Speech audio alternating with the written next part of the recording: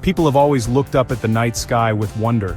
Among all the stars and planets in the sky, there's one that has really captured our dreams. That's Mars. You know, the red planet, our neighbor in the sky. It's like it's calling to us. For centuries, we've looked at its red color and wondered what secrets it holds. For many, many years, people have told legends and stories about it, and scientists have always been super curious. Maybe the idea that it could be another place like our Earth is what really grabs us. It's this curiosity that makes us want to learn more and dream even bigger dreams than before. When we look up at the sky, Mars looks like a bright reddish dot of light. A long time ago, the first scientists who studied the sky watched it carefully and took notes on how it moved. They noticed that Mars has seasons just like our Earth, and they also saw it had icy caps at its poles that would grow and shrink with these seasons. Because of these similarities, people started to wonder, could there be life on Mars too? Some people even imagined that smart creatures living there had built giant canals for water. Even though those early ideas weren't quite right, the dream of going to Mars stayed super strong. This planet became a really popular topic for science fiction stories. These stories were often about brave explorers going there and the first people trying to live on Mars. They showed all the huge challenges people faced trying to live in this new world. These weren't just fun stories, they showed a big dream that people had deep inside. They told us about our wish to explore new places and always push ourselves to go further. Just imagine people walking on another planet. That idea alone is super exciting. Mars was the perfect place for this dream because it's pretty close to us and a little bit like Earth. It was like a brand new place just waiting for people to come and leave their footprints. And now, the dream of living on Mars is slowly starting to change. It's not just a dream anymore. It's becoming a real possibility for scientists. Countries and big companies are now making really serious plans to go to Mars. They're working on all the technology needed to get people to Mars. Their goal isn't just to visit, but to eventually build a place where we can live there permanently. It's a really tough job with lots of challenges, but Mars pulls us in so much that we're not giving up. Because of this curiosity, a whole new age of discovery and research is starting. To go to Mars and live there, we need some really cool tools and machines. Right now, we're building the special things we need for this big adventure. Lots of groups are designing and building strong new rockets. These rockets need to carry people and also lots of stuff like heavy things. The trip to Mars is super long, it takes many months. So it's really important that the rockets are safe and don't break down. Engineers are working super hard to make these rockets safer and work even better for the long trip. These new ideas are a big first step to help us build a place for people to live on Mars. Another really smart idea is making rockets that we can use more than once. Companies like SpaceX, Elon Musk's company, are leading the way with this cool idea. These reusable rockets can fly to space, drop off their stuff, and then land back on Earth. That means we can use them again for more trips. And that saves a lot of money. Making space trips cost less is super important so we can keep exploring Mars all the time. This way, we can send more ships and go there more often. And that helps us slowly build the things we need to live on Mars. This new way of doing things is changing everything about space travel. Besides rockets, we've also done amazing things exploring with robots. For many years, we've been sending lots of robots to Mars. Some fly around it, some land on it, and some drive around on the surface. These robot explorers are like our eyes and ears on the red planet. Before people go there, these robots gather super important information about what Mars is like. Rovers, like Curiosity and Perseverance, drill into rocks and check out the soil there. They're looking for signs of tiny life, maybe from a long time ago, or even now. They also study Mars's air and what the weather is like there. All this information is super helpful for planning how people can go there safely. The information these robots send back helps us understand what useful things we might find on Mars. For example, we now know there's a lot of frozen water, like ice, on Mars. This water could be used by people who go there in the future to drink. It could also be used to grow plants or even make fuel for rockets. Knowing where these useful things are is really important for picking the best spots to land on Mars. The technology we're using today for robot explorers is showing us the way.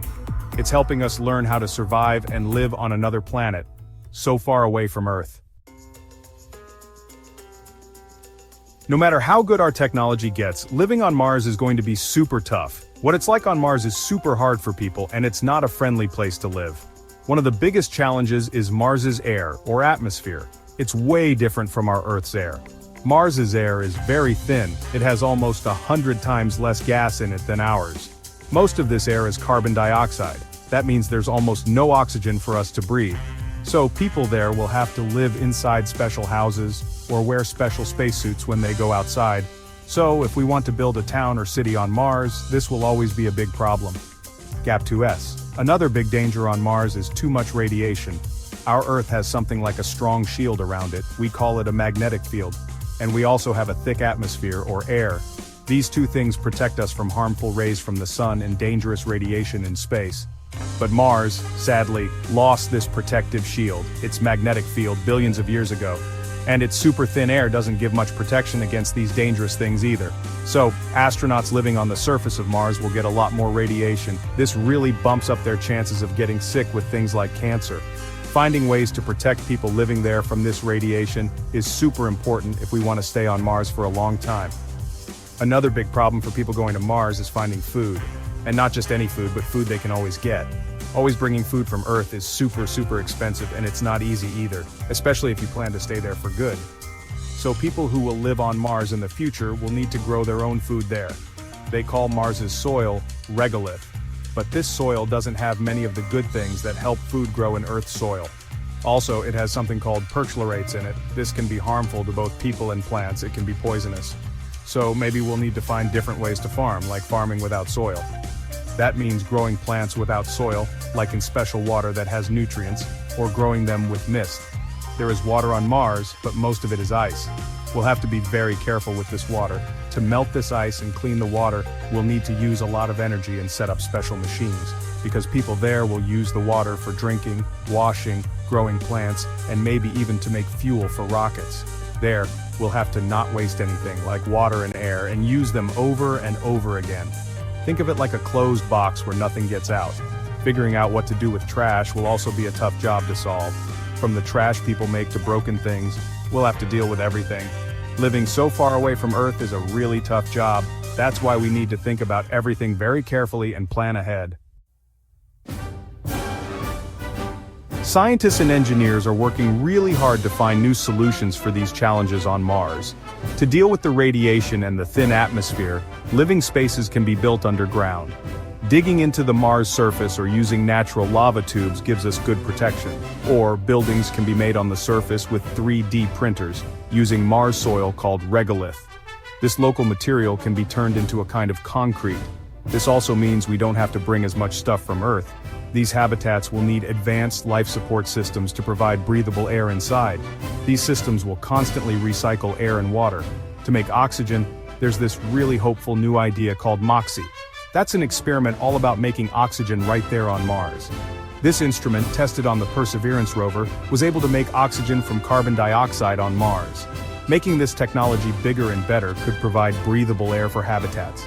It can also produce the oxygen needed for rocket fuel, so we can make trips back to Earth. For food production, advanced greenhouses are being designed that use LED lights and ways to grow plants without soil. These closed environments will protect the crops from the harsh conditions on Mars.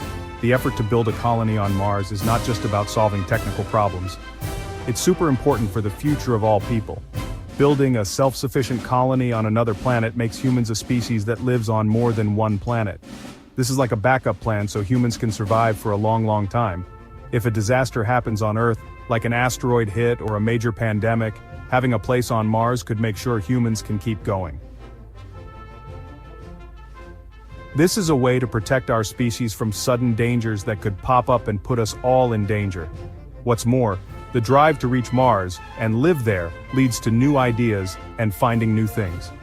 Many technologies developed for Mars missions can also be used in helpful ways here on Earth. It inspires the next generation of scientists, engineers, and explorers. It helps us learn more and do more things than ever before. Exploring Mars helps us understand how planets form, and if there's life on other planets or way out in space. This is a grand goal that brings people together to work on one big thing. The journey to Mars is not just a destination, it shows how smart humans are and how we always want to explore.